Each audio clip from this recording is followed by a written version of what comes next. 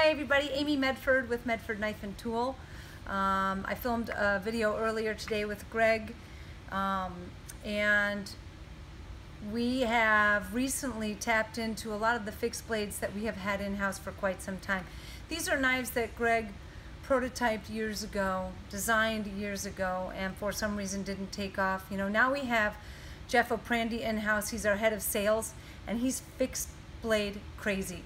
And he recently came into our inventory out here with me, and we looked through all these beautiful blades and discontinued knives that are basically, they have been boxed up and we had them stored and they're sitting there just saying, hey, hi, someone out there wants me.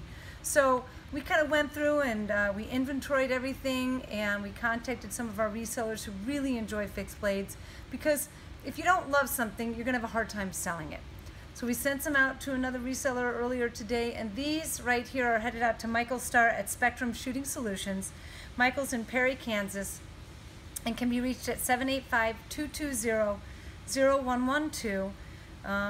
The website is spectrumshootingsolution.com, and let's see what we have, because really the bulk of these knives are discontinued. I'm going to start with the one here, you know, while this model is still available, the Praetorian Genesis G.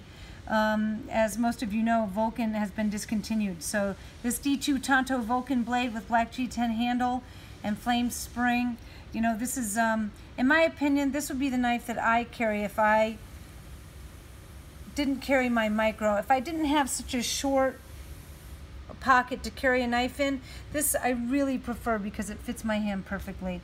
The Praetorian Genesis G is a great fitting knife for a typical size hand, not an overly large hand. I'm going to pull these out together because they kind of are mated knives. When they were originally designed by Greg, they were meant to be the fuck and suck, the FUK and SUK, slim utility and fighting utility knives. I just wanted to say that. And so this one has been discontinued. I believe the FUK is still available for the time being. They have both been PVD coated, OD green for the SUK and black for the FUK. We have two tan pups here. Both have OD green grips. And just so you know, these are all hand softened in-house by Jason. He does a phenomenal job softening not only our G10 handles, but our titanium handles and springs, clips, you name it. If it has chamfers on it, he has done some handiwork on it. So just really nicely done. Tan pup in PVD and one in Vulcan. Cool.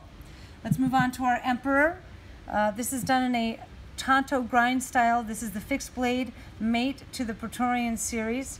I mean, you can absolutely see the similarities. How cool is that? And this has a hole down towards the end where the breaker is. Black G10 grips. Again, D2 Vulcan Tonto. We have a single STA stay knife with an S35 VM PVD coated blade, black grips. And we have a Boa Personnel, two of them, a Boa P. Both daggers, one in black PVD, one tumbled, black G10 grips. And we have a single. Did you see that knife? What? Bring it up. Did you see that knife that we're doing a repair on?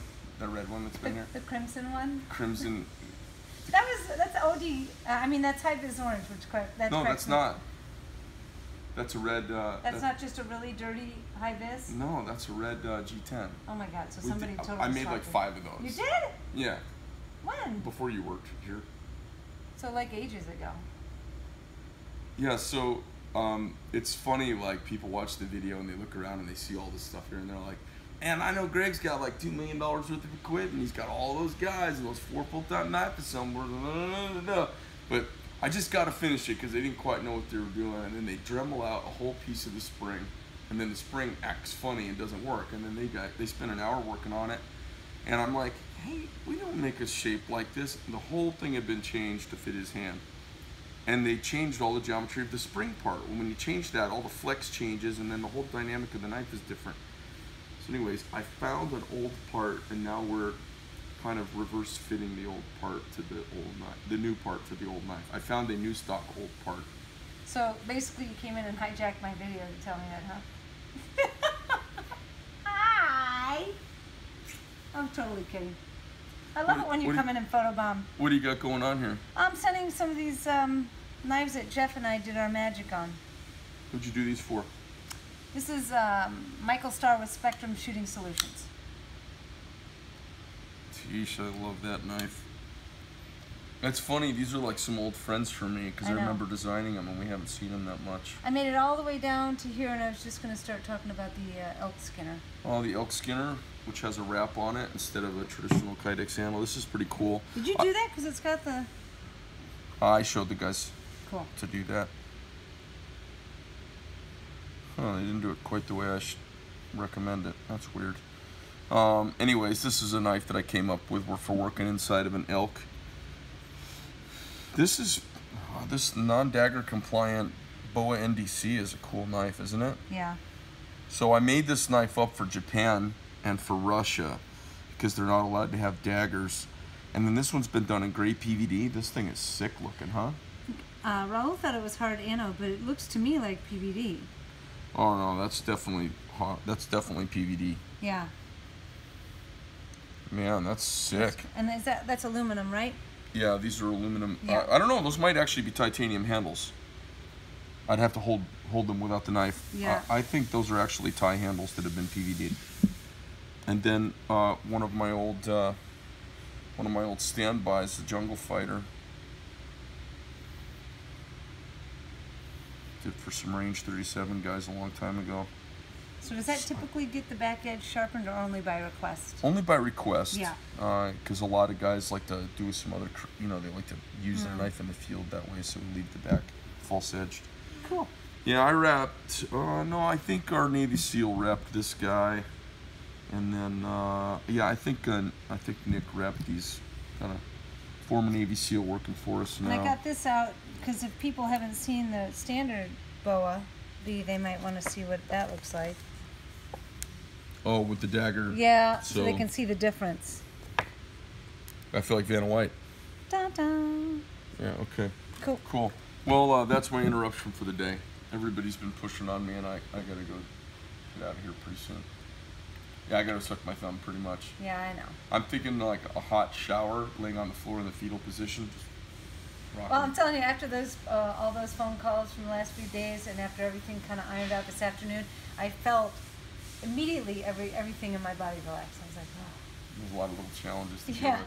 Yeah, I just got off the phone. So we got this company that's pushing on my indemnification clause. So I call up an attorney. Attorney calls me back. Okay. Yeah, it's just doing the legal call. And, so the guys in assembly are like, "Holy shit, dude! You're talking to everybody about all kinds of stuff." I go, "Yeah, that's pretty much what I do all day long. Good times." Spinning plates. All right, love you. Love you too. All right, cool. So that's it for this video for today. A little photo bomb, a little hijack video. I welcome him anytime. It's fun. We get to banter back and forth, and he gets to put his 2 cents in and tell me stuff I didn't know. So how cool is that? And I think that's it then for this video. Until next time, I'm out.